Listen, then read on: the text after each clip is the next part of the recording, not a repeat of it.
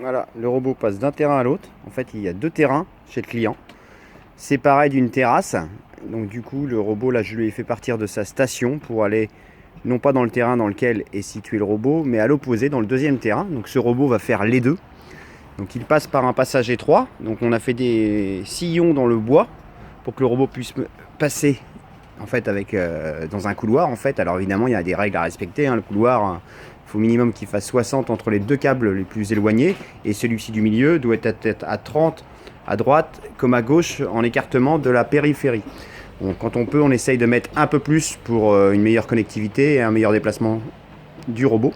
Et sur la périphérie de celui-ci, on essaye qu'il y ait au moins sur les câbles extérieurs, on essaye qu'il y ait au moins 30 cm de dégagement pour que le robot puisse circuler et se déplacer, faire des marches arrière et repartir dans un sens sans être bloqué par un mur, un obstacle, etc. Quand on peut le faire, bien évidemment. Donc là, il va passer dans son deuxième terrain. Voilà. Et hop. Pareil, on a fait un petit glacis parce qu'il y avait une différence de niveau entre la terrasse et l'herbe de chaque côté.